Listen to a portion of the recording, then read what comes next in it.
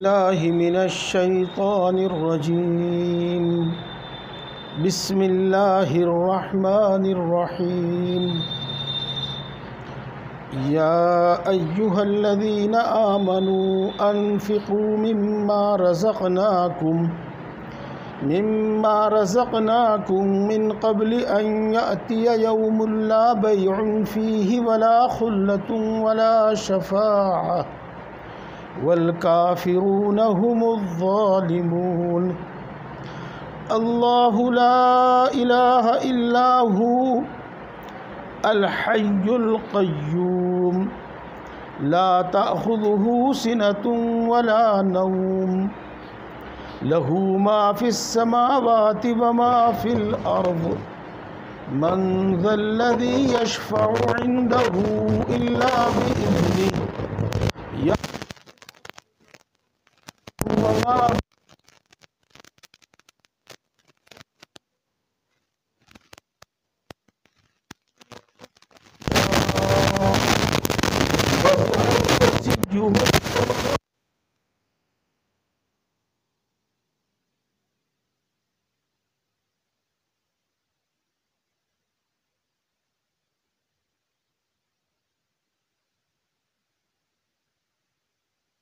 تو دین میں جتنی بھی عبادتیں ہیں، جتنے بھی احکام ہیں،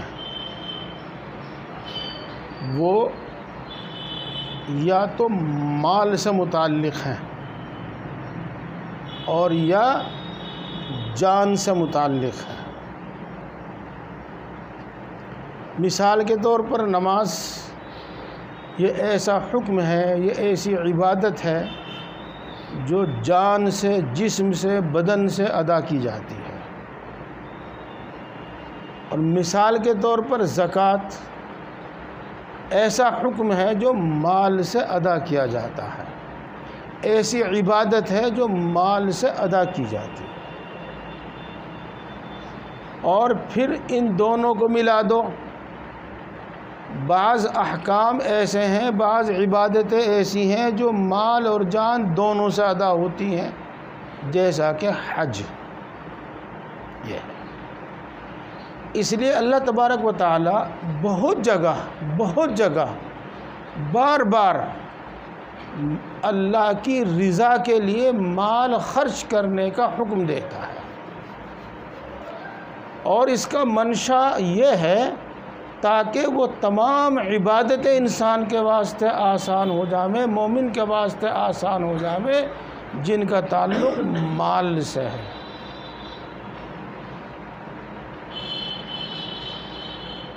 ایک بات اور اتنی بات تو سمجھ میں آئی گئی آپ کی؟ ہاں، اور آپ جانتے ہیں مجھے خوب، ایک بار مجھے دیکھیے اور میری بات توجہ سے سنیے۔ کوئی بھی حکم ایسا نہیں جس میں مال کی قربانی نہ دینی پڑتی ہو۔ مثال کے طور پر نماز ہے، اگرچہ وہ بدن سے ادا کی جاتی ہے، جسم سے ادا کی جاتی ہے، لیکن اس میں بھی مال کی قربانی دینی پڑتی ہے۔ مثال کے طور پر گھنٹہ آدھ گھنٹہ جو بھی خرچ ہوتا ہے اس میں اپنا کاروبار بند کرنا پڑتا ہے۔ یہ اور اس کے واسطے جو ضروری چیزیں ہیں، لوازمات ہیں، ان میں پیسہ خرچ کرنا پڑتا ہے۔ روزہ اس کا بھی یہی حال ہے۔ تو دیکھو اللہ تبارک و تعالیٰ نے ہمیں بہت سارے احکام دیے ہیں، وہ ہماری جان سے متعلق ہیں یا ہمارے مال سے متعلق ہیں۔ یہاں اللہ تبارک و تعالیٰ ہم کو مال کے بارے میں نصیحت فرماتے ہیں۔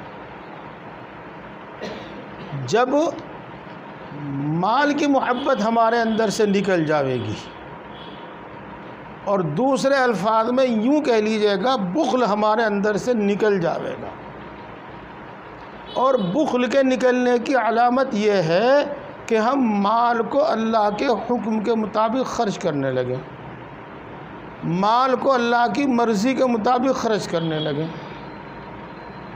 اور بخل کے نکلنے کی علامت یہ ہے کہ مال کی محبت دین کے کسی حکم میں رکاوٹ نہ بنے۔ دیکھو یہ سب بات ہے۔ دیکھو دوستو، 2 منٹ میں کیا 1 ہی منٹ میں یہ بات میں نے آپ کو کہہ دی اور آپ نے سن بھی لی، لیکن اپنے اندر سے بخل نکالنے کے واسطے اور مال کی محبت نکالنے کے واسطے زندگی بھر پاپڑ پھیلنے پڑتے ہیں جب نکلتی ہے یہ۔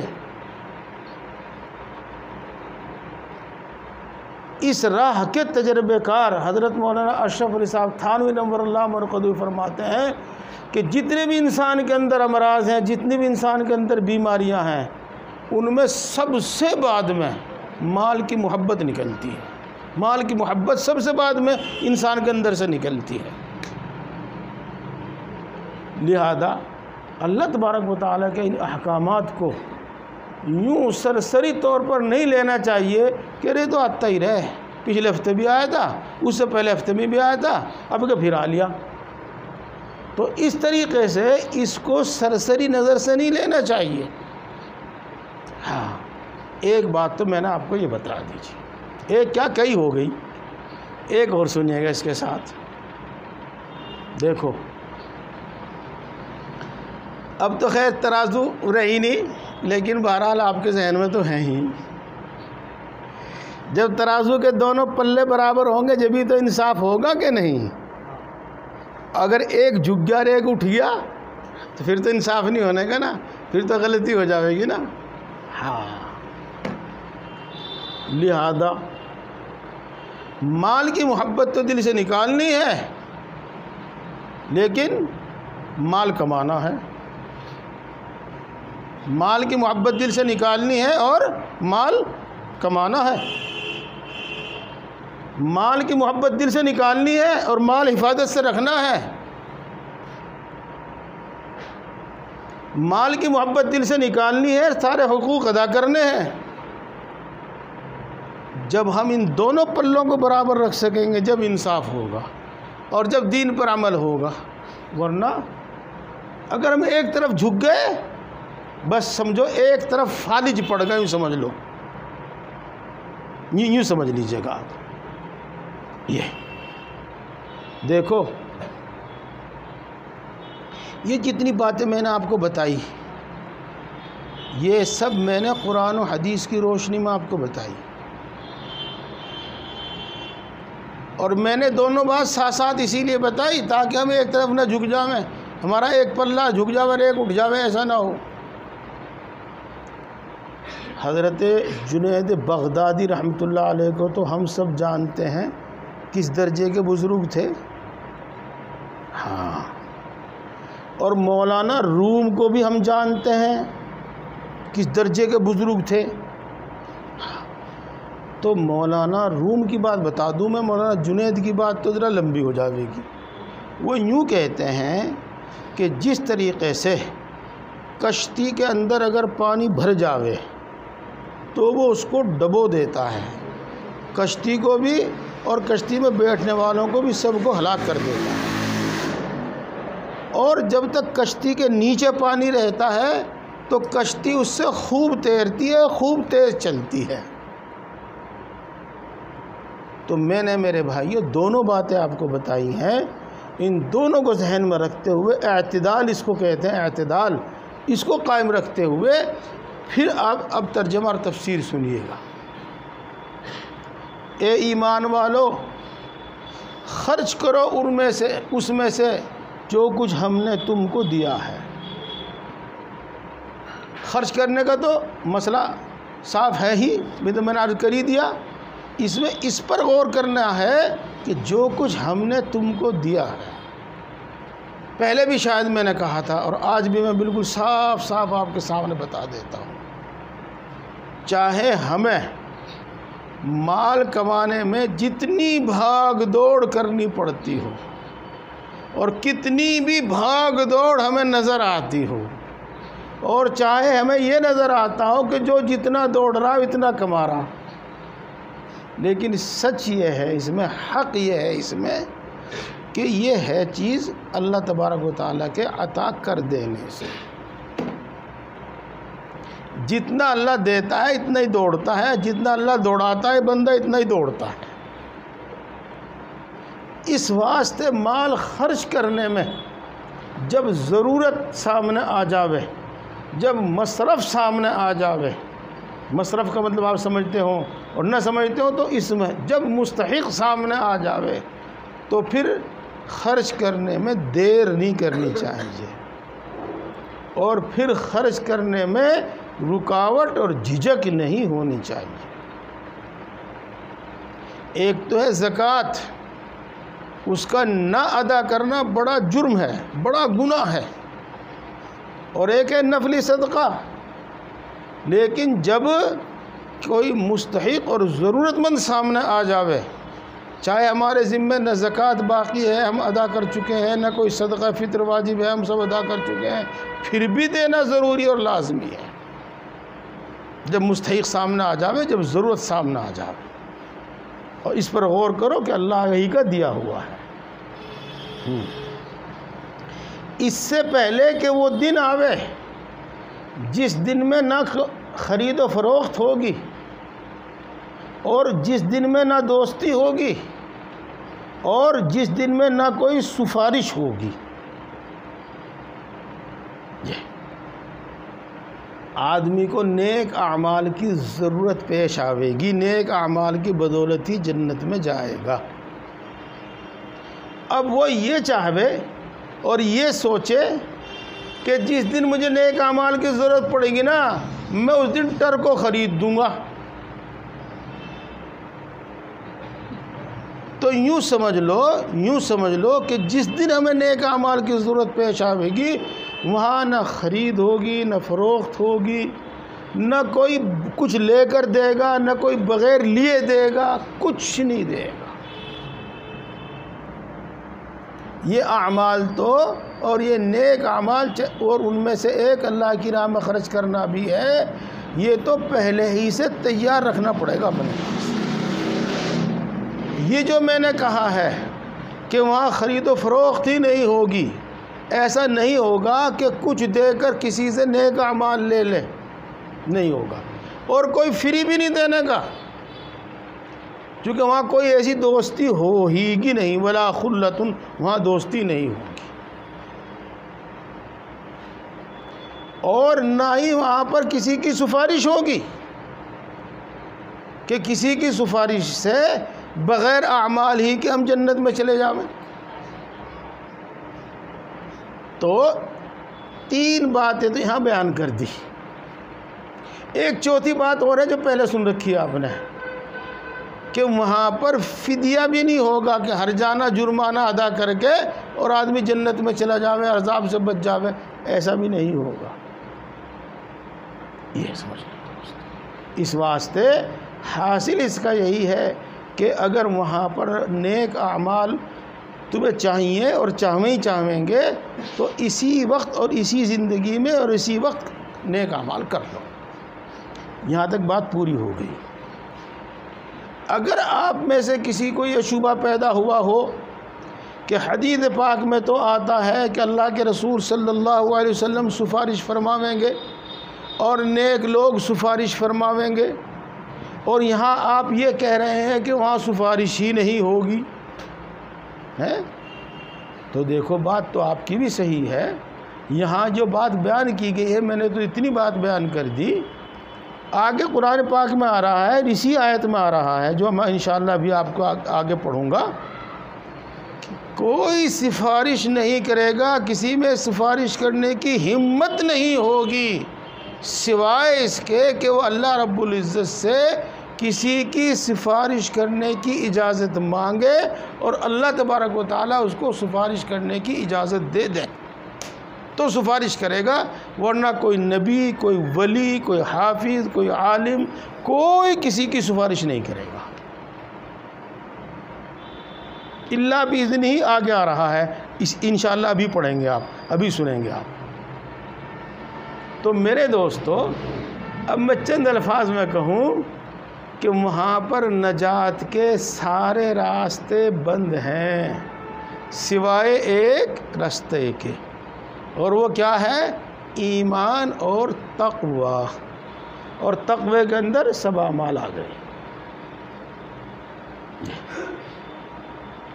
والکافرون هم الظالمون، اور کافر ہی ظالم ہیں. دیکھو میں نے ہی کتنا کھینچا، اور اس کھینچنے کا مطلب آپ سمجھ گئے ہوں گے. کافر ہی ظالم ہیں. کیسے؟ انشاءاللہ سمجھیں گے آپ. جتنی توجہ سے سن رہے ہیں آپ، اتنے توجہ میں تو سمجھ ہی لیں گے آپ. اگر کوئی قانون ظالمانہ ہو، پوری ناانصافی پر مبنی ہو کوئی قانون، اتنی بات سمجھ گئے آپ، اور پھر جج اس قانون کے مطابق فیصلہ کرے تو وہ انصاف ہوگا یا ظلم ہوگا؟ تو ظلم ہی ہوگا. جب قانون ہی ظالمانہ ہے، اب اسی کے مطابق جج فیصلہ کر رہا ہے تو وہی ظالم ہے. وہ انصاف بھی ظلم ہے، وہ انصاف بھی ظلم ہے. بات سمجھ شریف میں آ گئی. اب سمجھو، اللہ رب العزت نے جس کو حق کہہ دیا وہ حق، جس کو سچ کہہ دیا وہ سچ، اور جس کو غلط کہہ دیا وہ غلط، جس کو ظلم کہہ دیا وہ ظلم، جس کو انصاف کہہ دیا وہ انصاف. اور سچ یہی ہے، اللہ کی بات غلط ہو نہیں سکتی. جب وہ اللہ کا قانون نہیں مانتے اور اللہ کی بات نہیں مانتے تو وہ کہاں حق پر ہیں؟ اگر وہ انصاف بھی کریں گے تو انصاف کہاں ہوگا؟ بات سمجھ میں آ گئی جی بھائی جی؟ اگر وہ انصاف بھی کریں گے تو انصاف کہاں ہوگا؟ یہ اور بس اس سے زیادہ کھولنے کی اس کو ضرورت نہیں. بات آپ سمجھ. اس لیے جان اگر وہ خرچ کرتے ہیں اپنی تو بے محل بے موقع، اور مال خرچ کرتے ہیں تو بے محل بے موقع. اس واسطے ظالم ہے وہ. چلو ان کو چھوڑ دو، ہم اپنے والوں پہ ہی آ جاویں. ہاں، جو پیسہ پیر پہ چڑھاوے پہ چڑھ رہا ہے وہ تو بے محل خرچ ہو رہا، بے موقع خرچ ہو رہا. یہ تو ظلم ہے. جو روپیہ پیسہ جمنا میں پھینکا جا رہا وہ تو بے محل ہے، وہ تو ظلم ہے، وہ دان پن نہیں ہے. یہ میں نے مثال دی آپ کو، اسی طرح سمجھتے جائیے گا. یہ اس لیے اللہ تبارک و تعالیٰ کی دی ہوئی دولت ایمان پر ہمیشہ شکر ادا کیا کرو. پانچوں نماز میں شکر ادا کیا کرو، اس کے علاوہ دوسرے اوقات میں شکر ادا کیا کرو، کہ جس نعمت کا شکر ادا کیا جاتا ہے وہ بڑھتی ہے. اور ایمان کے بعد سب سے پہلا حکم وہ ہے تقوی. اور تقوی کا مطلب یہ ہوتا ہے جن کاموں کے کرنے کا حکم دیا ہے ان کو کرنا، اور جن سے بچنے کا حکم دیا ہے ان سے بچنا. ان میں سے ایک مال ہے کہ اللہ تعالیٰ نے جس جگہ خرچ کرنے کے لیے کہا اس کو خرچ کرو، اور جہاں خرچ کرنے سے روک دیا ہے اس سے رک جاؤ. اب آگے چلتے ہیں. اگلی آیت شریفہ پہلے میں اس کا ترجمہ کرتا ہوں، پھر کچھ عرض کروں گا اس کے بارے میں. اللہ لا الہ الا ہو، اللہ اس کے سوا کوئی عبادت کے لائق نہیں ہے. لا الہ الا ہو کا مطلب یہی ہے، اس کے سوا کوئی عبادت کے لائق ہے ہی نہیں، کوئی عبادت کا مستحق ہے ہی نہیں، کوئی عبادت کے لائق ہے ہی نہیں. کرو جاؤ جس کی کرو، ہوتی ہی نہیں عبادت، ہے ہی نہیں عبادت وہ. جیسے کہ ابھی آپ نے سنا کہ جمنا میں پیسے پھینک دیے تو بے محل. اب اللہ کے علاوہ اگر کسی اور کے سامنے سر جھکایا تو بے محل بے موقع بے مصرف. وہ عبادت ہی نہیں ہے، عبادت نہیں ہے بھائی. ہاں، آیت شریفہ آئے گی آگے. قیامت کے دن یہ بت بھی حاضر کیے جائیں گے جن جن کی بھی عبادت کرتے ہیں.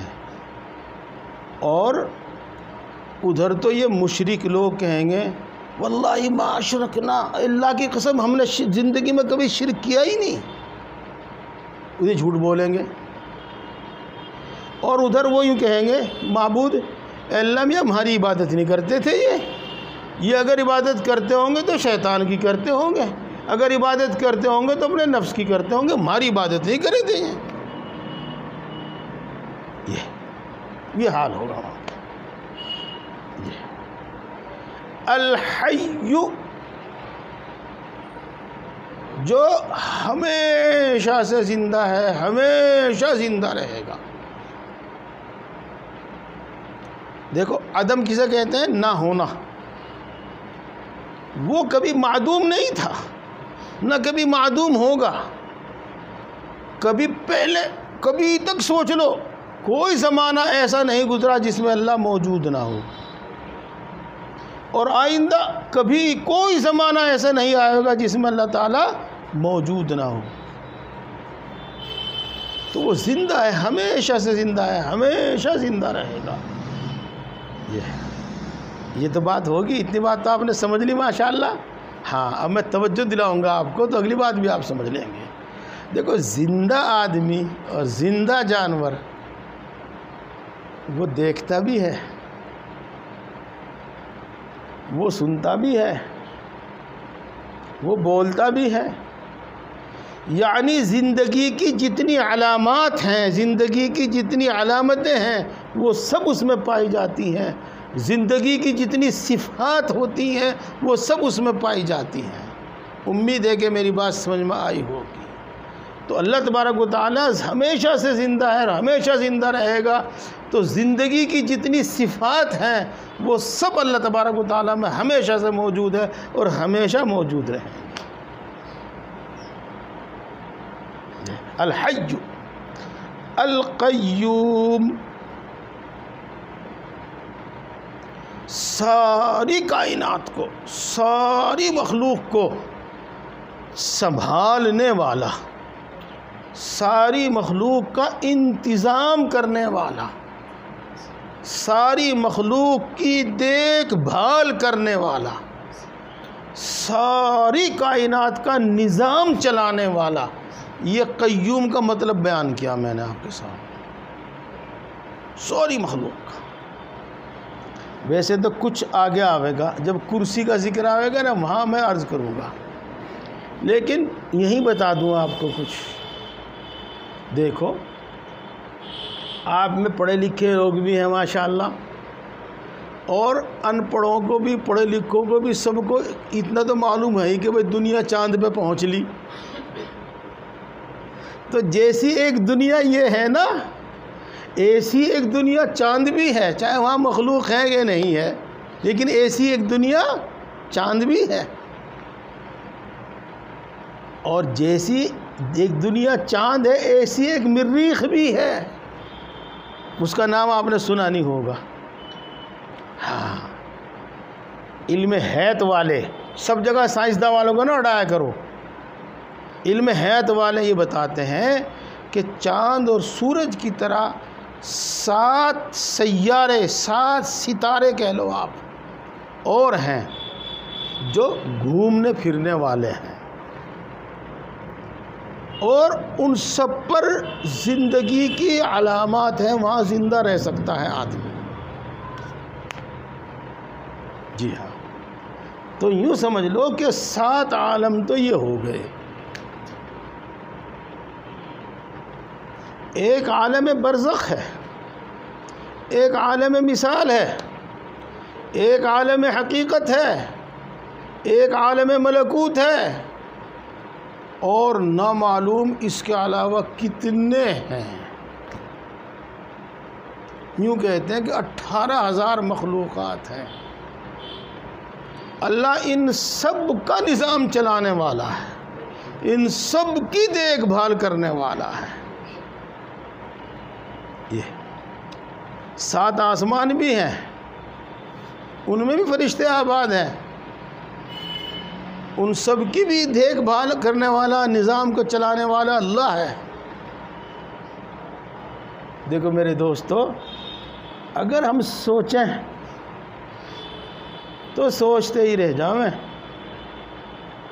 برا نہ مانیو، کہیں اور نہ لے کے جائیو، جو میں کہہ رہا ہوں وہیں تک محدود رہیو۔ یہی ہے وہ سوچ و فکر جو ایک گھڑی کی سوچ و فکر جس کا ثواب 60 یا 70 سال کی عبادت سے افضل ہے، یہ ہے وہ سوچ و فکر جو ان سے میں آپ کو بتا رہا۔ اللہ کی مخلوقات، اللہ کی کائنات، اللہ کی قدرت میں غور کرنا، یہ ہے۔ چونکہ اس سے جو یقین بڑھتا ہے وہ 1000 سال کی عبادت سے بھی نہیں بڑھنے کا۔ 60-70 سال کی عبادت تو رہی کم، 1000 سال کی عبادت سے بھی نہیں بڑھنے کا وہ یقین، جو یقین چند منٹ کی اور چند گھڑی کی غور و فکر سے بڑھ جاوے گا، جیسا کہ آپ اسی وقت محسوس کر رہے ہوں گے۔ یہ الحی القیوم لا تأخذہ سنۃ ولا نوم،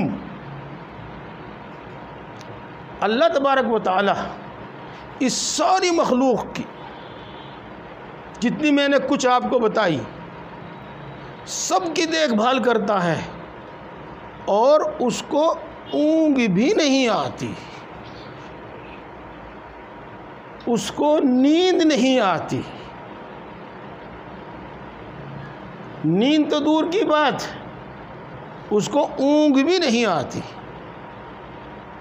آگے جو جملہ آ رہا ہے وہ اسی کا مطلب بیان کرتا ہے کہ اس سارے عالم کی، ساری کائنات کی، تمام عالموں کی حفاظت سے وہ تھکتا نہیں ہے کہ اس کا جسم تھک جاوے۔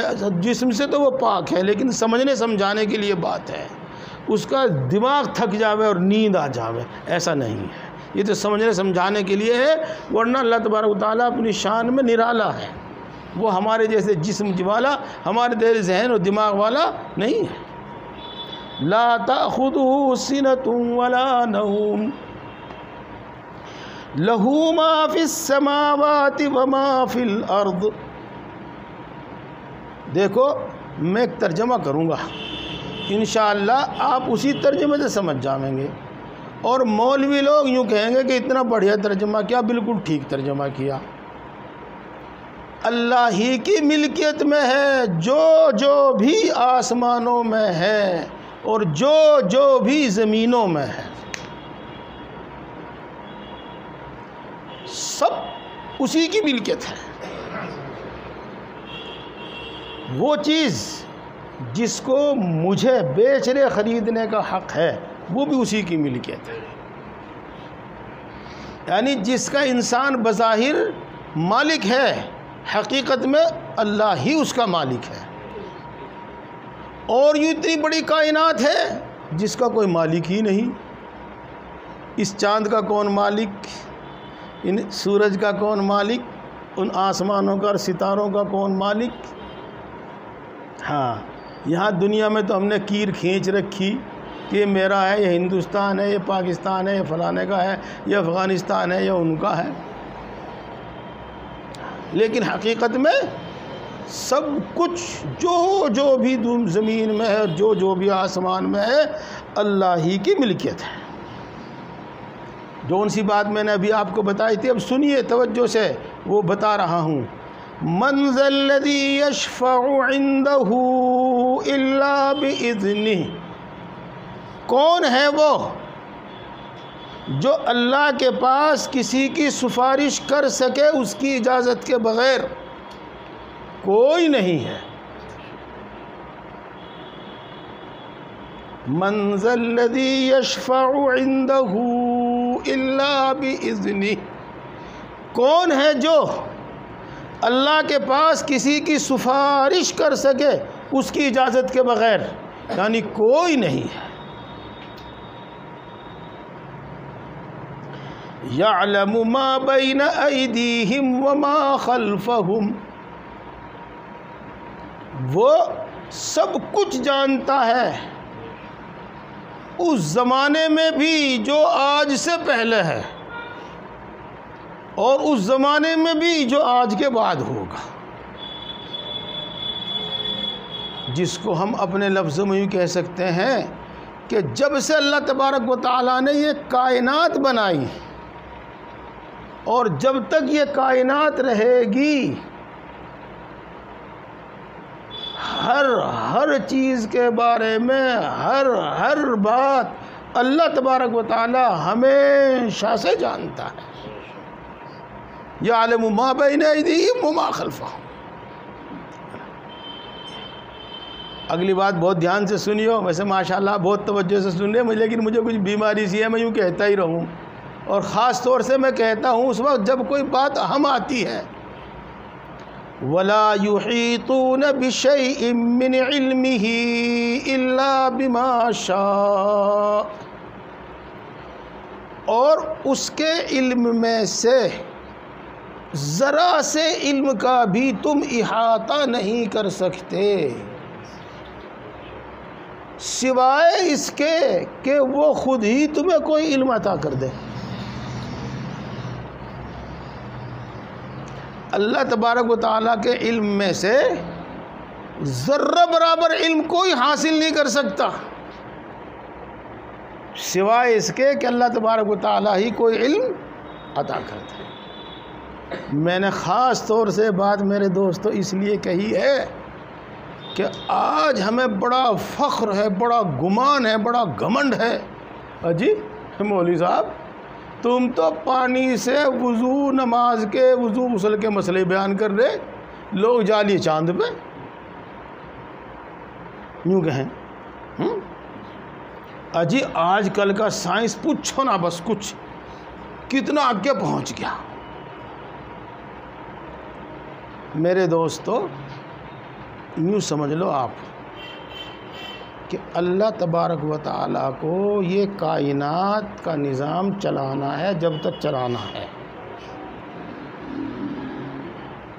تو جس چیز کی، جس علم کی اس کو ضرورت ہوگی، اس چیز کی وہ چیز اور اس چیز کا علم انسان کو عطا کر دے گا.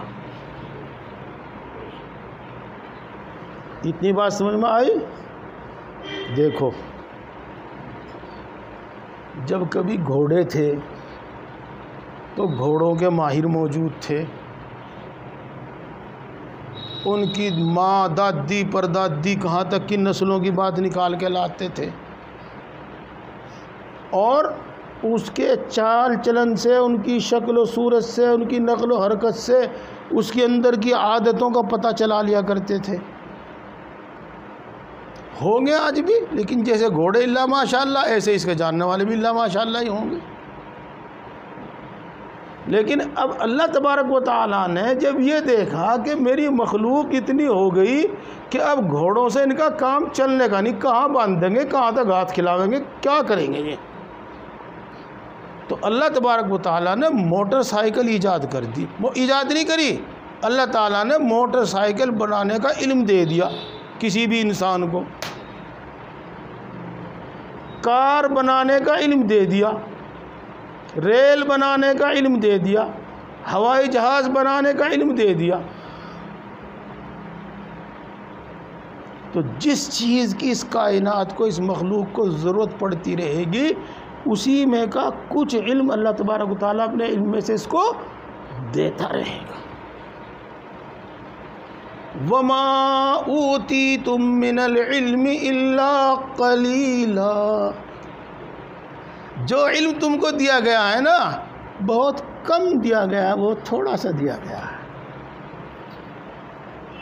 وَلَا يُحِيطُونَ بِشَيْءٍ مِّنْ عِلْمِهِ إِلَّا بِمَا شَاءَ. میں نے خاص طور سے میرے بھائیوں یہ بات اس لیے آپ کو متوجہ کر کے سنائی ہے کہ اس پر دھیان نہ دو. ہمارا دھیان تو اس پر ہونا چاہیے کہ اللہ کی نافرمانی نہ ہو، اللہ کے ساتھ شرک نہ ہو، اللہ کے ساتھ شرک نہ کریں، اللہ کی نافرمانی نہ کریں، پھر اللہ کی ان تمام نعمتوں کو استعمال کریں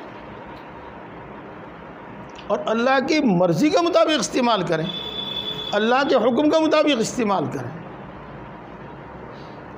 یہ بات ہوگی. اب اگلی بات اور سنو جی. یہاں پر میں یوں کہوں گا، آ جائے گی بات آپ کے سمجھ میں انشاءاللہ، ایسی بات نہیں، میں بھی سوچ سمجھ کے بول لوں گا. جی ہاں، عجیب مسلمانوں میں تو ایجادات بہت کم ہیں، زیادہ تر ایجاد انگریزوں نے کر رکھی ہے اور فلانوں نے کر رکھی. اور علم تو بس انہی میں ہے، وہی ایجاد کرتے، وہ مسلمان تو کھا رہے پی رہے موج مستی کر رہے، اور اگر تھوڑی سی اور زبان کھل جاوے تو پھر مولویوں پر جا کے ٹکے گی، اس سے پہلے رکنے کے نہیں۔ سنو میرے بھائیوں، میرے دوستو، گندے آدمیوں سے گندا کام لیا جاتا ہے، اچھے آدمیوں سے اچھا کام لیا جاتا ہے۔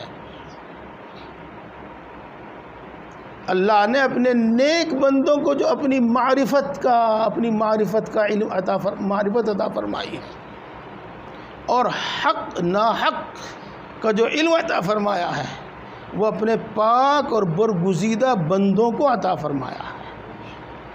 اور جو آخرت کو بھول گئے، اللہ کو بھول گئے، 24 گھنٹے اسی میں لگے رہتے ہیں، تو اللہ یوں فرماتے ہیں چل تو بھی لے، ہمارے ہاں کمی تو کچھ ہے ہی نہیں۔ کُلًّا نُمِدُّ ہَٰؤُلَاءِ وَہَٰؤُلَاءِ مِنْ عَطَاءِ رَبِّكَ وَمَا كَانَ عَطَاءُ رَبِّكَ مَحْظُورًا، ہم تو اسے بھی دیں گے اسے بھی دیں گے، ہمارے پاس کمی تھوڑا ہی ہے کچھ۔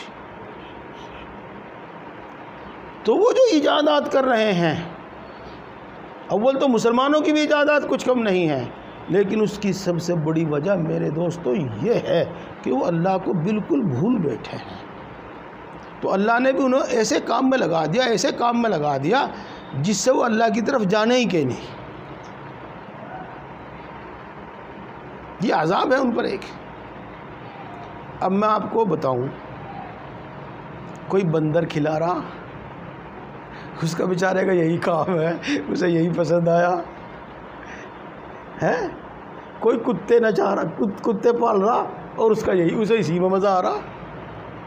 کوئی سانپ پال رہا، وہ اسے اسی میں مزہ آ رہا۔ تو میرے بھائیوں، بس یوں سمجھ لیجیے گا کہ گندے لوگوں کو اللہ نے ایسے ہی کام دیے ہیں، اور جو اللہ کو بھول چکے ہیں ان کو اللہ نے ایسے ہی کام دیے ہیں۔ یہ ہے وسیع۔ کچھ کیا ٹائم ہو گیا؟ چلو میں کر رہا ہوں، ختم ہو جائے گا بس۔ وسع کرسیہ السماوات والارض، اللہ تبارک و تعالیٰ کی کرسی تمام آسمانوں سے اور تمام زمینوں سے بڑی ہے۔ دیکھو 7 آسمان ہیں، 7 آسمانوں کے اوپر پھر عرش ہے، اور عرش کے اوپر کرسی ہے، تخت ہے، تخت کے اوپر کرسی ہے۔ پہلا آپ یوں بتاؤ، تخت بڑا ہوتا ہے یا کرسی بڑی ہوتی ہے؟ تخت بڑا ہوتا ہے۔ تو تخت کا تو یہاں اللہ نے ذکر بھی نہیں کیا، کرسی کا ذکر کیا صرف، جو چھوٹی ہے۔ کتنی بڑی ہے کہ وہ کرسی ہی 7 آسمانوں اور 7 زمینوں کو گھیرے ہوئے ہے، اپنے اندر لیے ہوئے ہے۔ ابھی بھی بات سمجھ میں نہیں آئی؟ حدیث پاک سنا دوں تو سمجھ میں آ جاوے گی۔ آپ نے دیکھا ہوگا ڈھال ہوتی ہے، ایک چیز ڈھال کہتے ہیں اس کو، جس سے لوگ تلوار کے زمانے میں اپنی حفاظت کیا کرتے تھے۔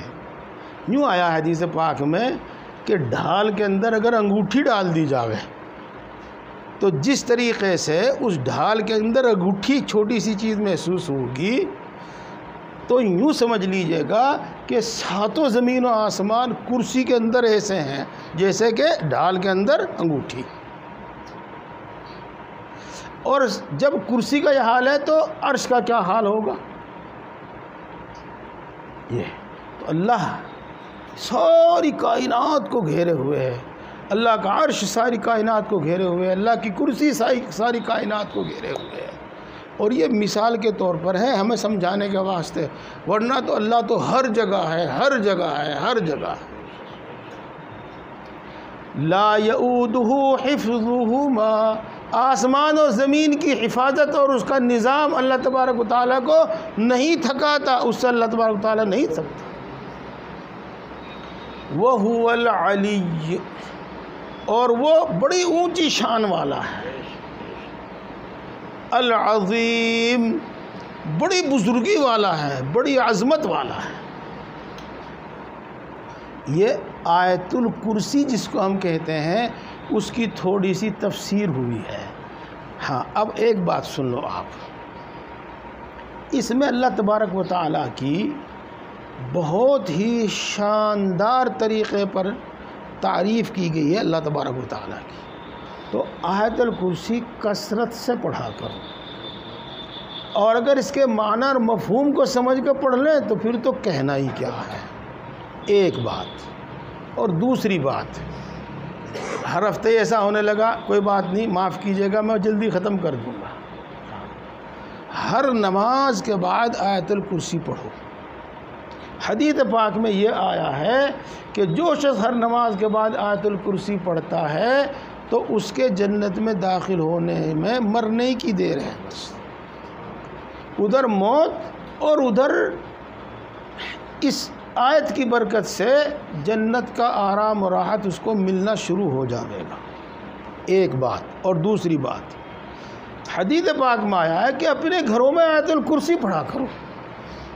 جس گھر میں آیت الکرسی پڑھی جاتی ہے وہاں جن، شیطان، ٹونا ٹوٹکا، جادو کا گزر نہیں ہوتا۔